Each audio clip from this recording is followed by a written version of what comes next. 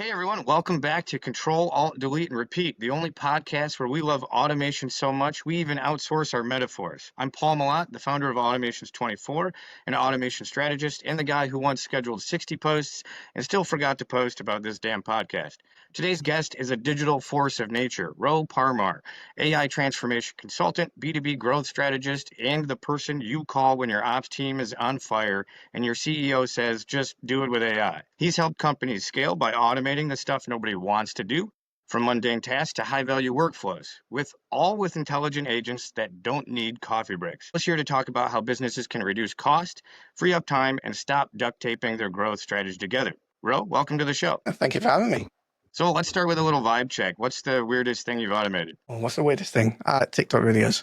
There was TikTok. yeah. So we it was a really weird one. First they wanted to do. I think it was them trying to make money quick. Of course, yeah. They wanted a OnlyFans automation. Okay. And we said no, we're not doing that. It's possible, but no, we're Sure. not even getting into that. So then it was just more, those wordless videos, not wordless videos, faceless videos that tell those random stories. It was basically that. And yeah, like tell me about we're gonna do a series on dragons in the 1700s with a blue dragon, red. It's shit like that, right? And then you just automate the whole thing. Yeah, I don't know. That's a really good. Well, that's weird for one, right? I mean, the OnlyFans thing.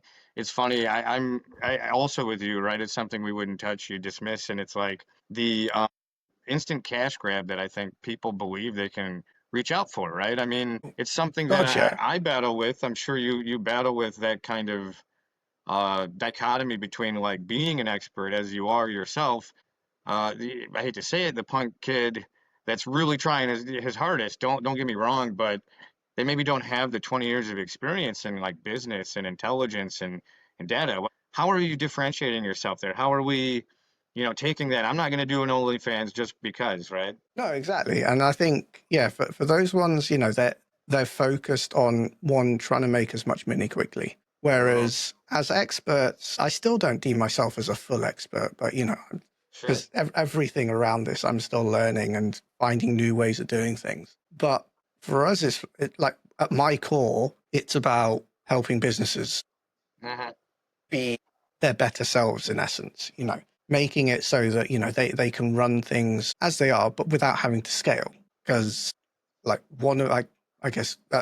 background's economics, and one of the beliefs that I've had from that is like small businesses are like the backbone of a whole economy. Sure. And the work we do with AI and automation makes that even more powerful because 100% agree. Yeah, they're creating jobs, but also the other side of things is when small businesses try and grow, the old method was just hire lots of people, just keep hiring and hiring and hiring, and the costs skyrocket, and then lots of them fail. Whereas with AI and automation, they can still grow and still grow their staff at sort of a level that's manageable, but it means that they can outcompete the big players in the market and sort of redress a lot of the sort of economic problems that we've sort of had. Sure. I think it's like, I'm glad statistics show that innovation is driven from the small business sector, right? And I believe that's partly because out of necessity to compete with the large guys who have cash to throw at everything. And I really believe that, in what you're saying, that when you're building a company and you're a business owner who's cognizant of what it means to build a business, right? And how to treat a business and what it means to scale a business 10 years ago, 5 years ago, even grit and time, right? Investment of time and grit and maybe being good at what you do, was paramount. But now it's not necessarily the game anymore. Right now, the game is doing things as efficiently and as effectively as possible, in my opinion. And I think that's why we're seeing these companies that are huge missing out on these opportunities, and companies that are 8 people growing to, 10 million plus MRR. I mean, sometimes I like to think we shoot ourselves in the foot as humans, right? When we're playing with AI and automations and we overcomplicate things, right? Have you run into issues like that where the teams are working against themselves, against their own growth? And they like resort back to that. Let's grit, let's work. So to be fair, I think this was even before the use of like AI and automation anyway. Sure. I used to do a lot around data analytics before. you'd have these finance teams who would have all this data behind them, and it would take them a month or two to do their whole month-end process. And it's like, well, why are you taking this long?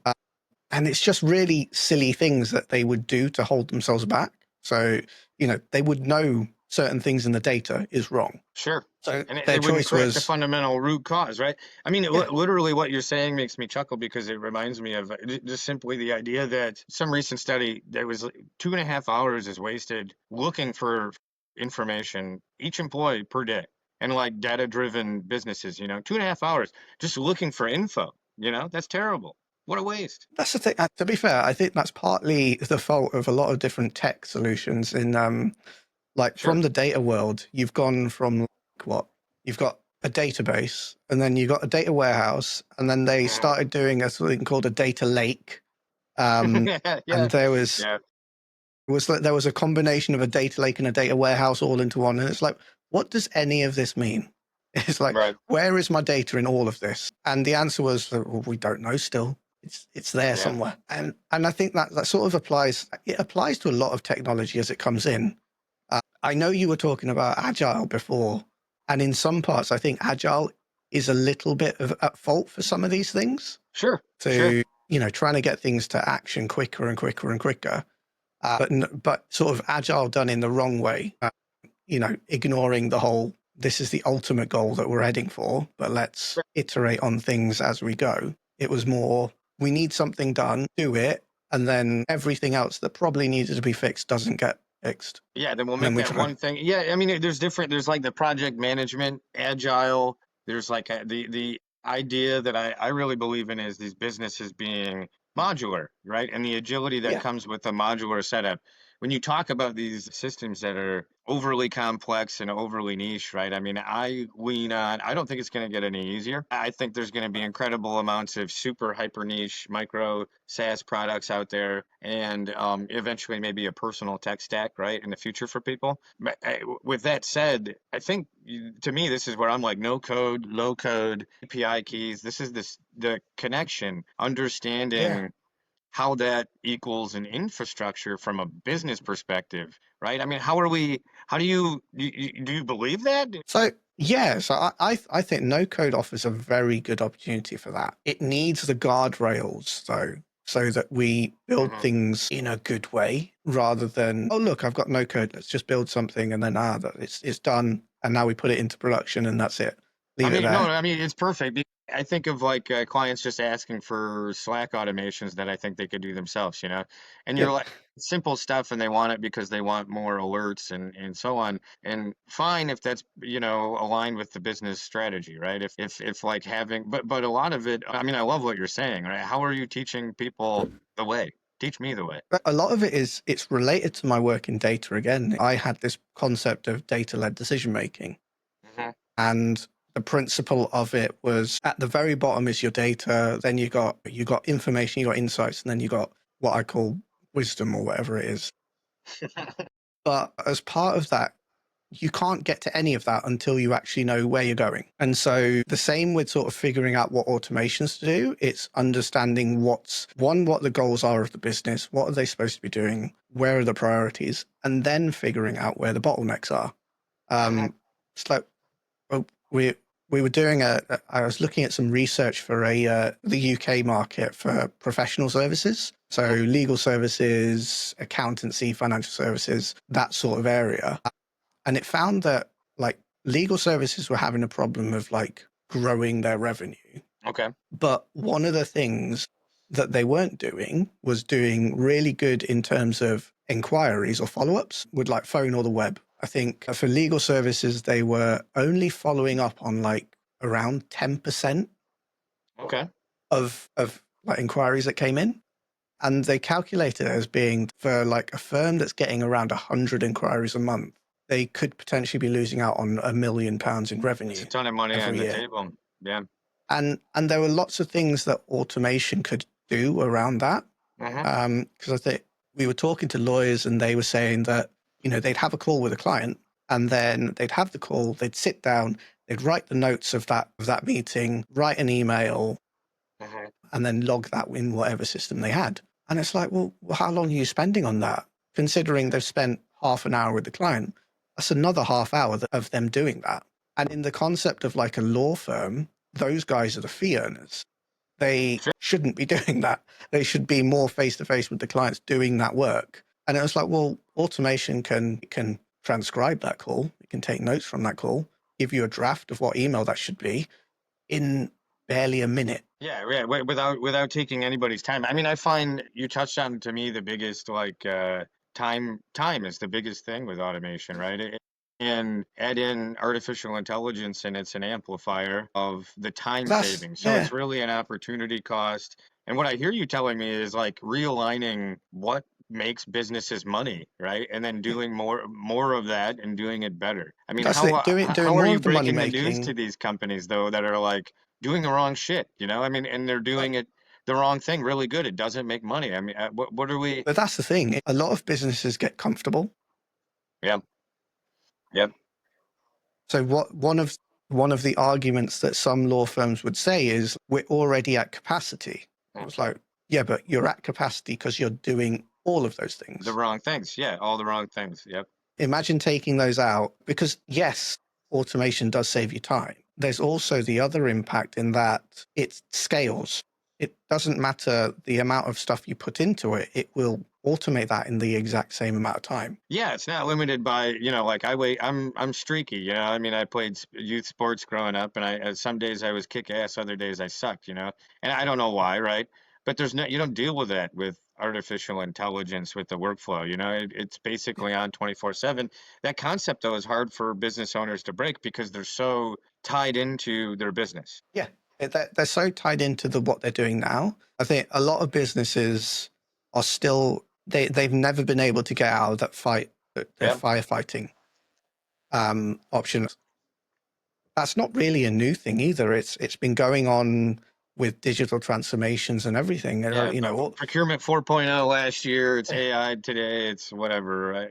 AGI, all that super yeah. intelligence tomorrow. But I think it's being able to reframe that into, let's focus on one, what can save you money, what can make you more money, and then the other automations around that sort of get shown up. You can see actually now there's a bottleneck there, there's a bottleneck here. Hmm. What can we adjust? But I think that the other important factor about that is when you're going in and talking to people about doing this is if you're going in and just saying, right, we're doing this, we're going to make this more efficient. That's it. To ignore anything else. It gives the sort of impression of like, well, okay, does that mean that my job's not here anymore? It does. Every I time. was like, yeah. But in fact, well, no, you don't have to do that anymore. You can do something else. You can actually move your time on, like salespeople, they can move their time onto actually talking to the end client rather than doing all of the additional research and that they would have to do manually and lead up to all of that. They can just focus Then on we the fall actual. back in the comfort thing. And I'm sorry to Yeah. interrupt. I mean, I run into the same situation. I'm sure our listeners out there and the business owners and founders do too, right? The consultants, every one of them. It's a paradigm shift that business owners have to make I think, right? I mean, to not fall back into the same thing, the same way of doing Yeah. things, the same routine. And I mean, you're talking about something that's like almost like moving a mountain, right?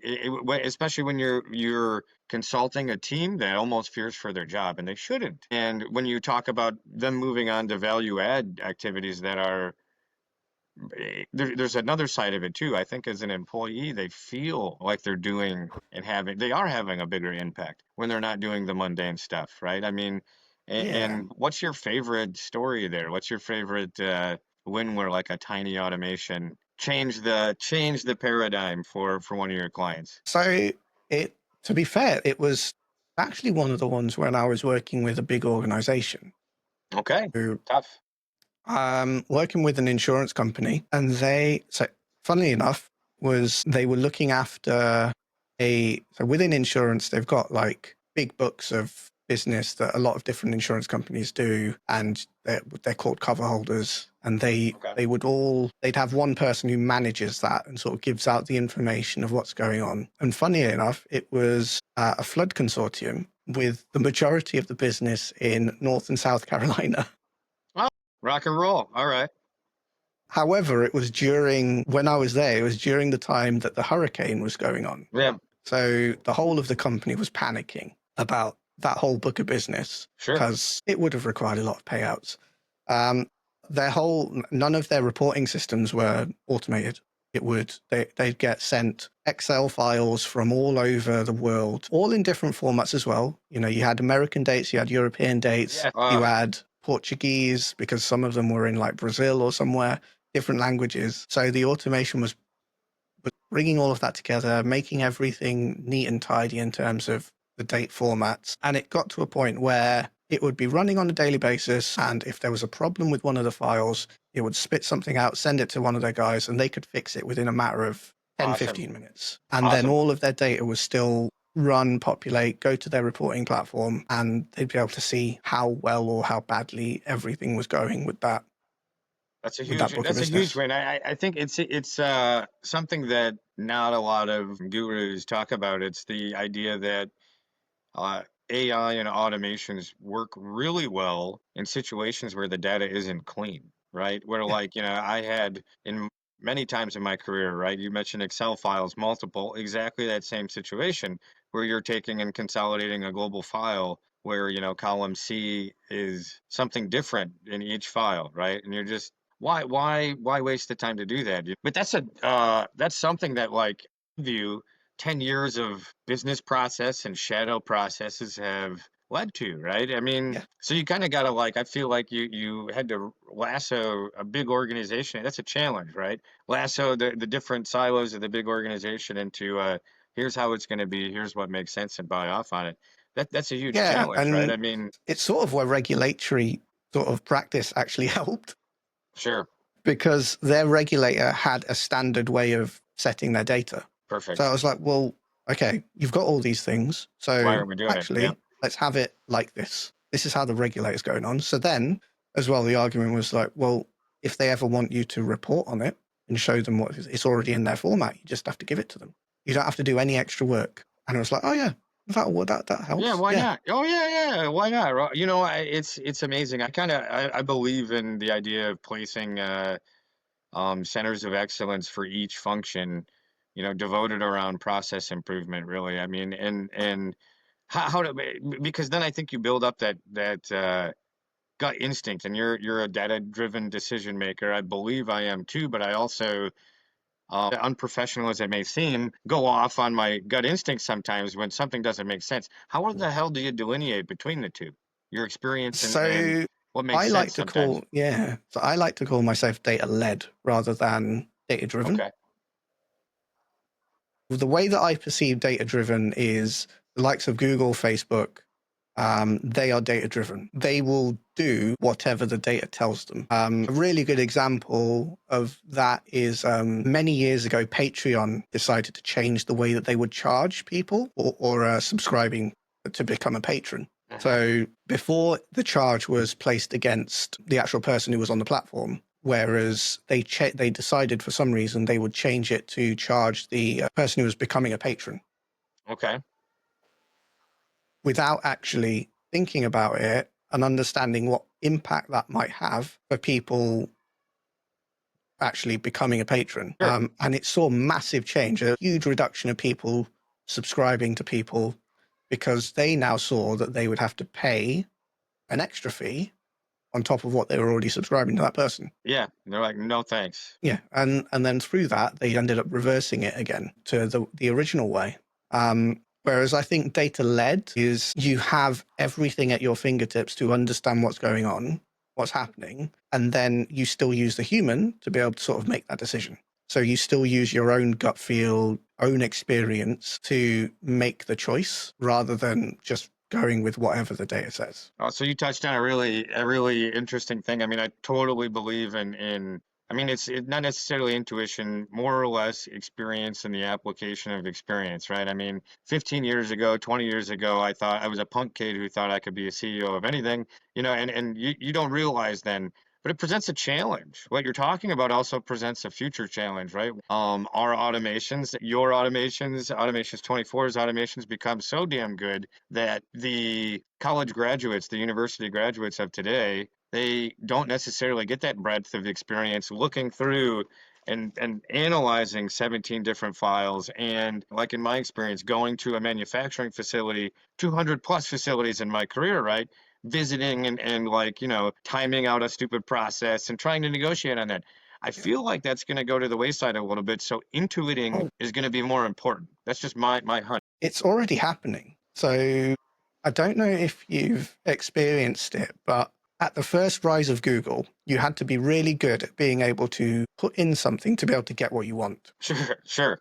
There was an art to Googling to be able to actually get good information. And people have already lost that. Like, especially the younger generation, they don't know how to properly Google something Yeah, to be I able asked to a question. No, it's understand. true. I'm not knocking my 12-year-old son. He's not going to watch this anyways, but and he's 10. Jesus. But it's the same thing. I'm having to like, he knows to Google something and not just come to me for every answer, right?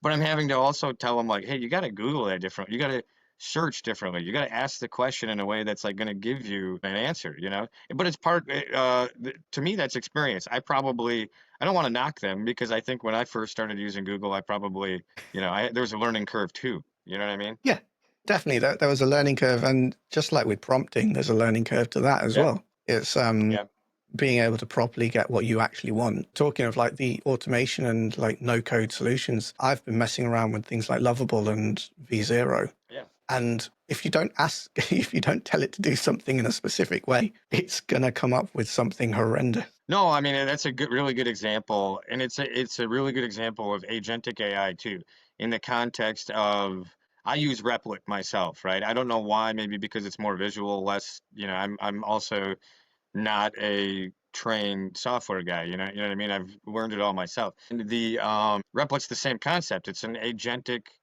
AI software developer that basically writes the application for you like Lovable. But I have 100 applications that I've started and Yeah. tweaked to a point to where they blow. They completely suck because I've you get to a point where you need the experience.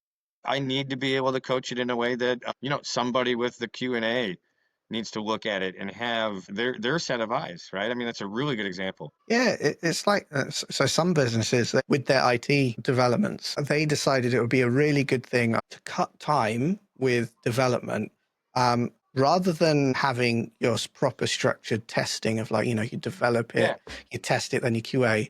We would instead have the developers test their code and then send it to quality assurance, and they will wonder, it's like, why are we getting so many things thrown back to development?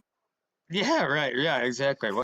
What's going on here? No, I mean it's a little backwards, but I mean the hopefully the iterations, right, and the agility that comes with how fast we're able to tweak these Exactly. things, Yeah. right? As the technology gets better, I can only expect that we're mitigating some of those lack of experience just simply in the tool Exactly. itself. Well, that's the thing. This morning, the speed at which I created about 30 odd changes to my website this morning in what, maybe an hour.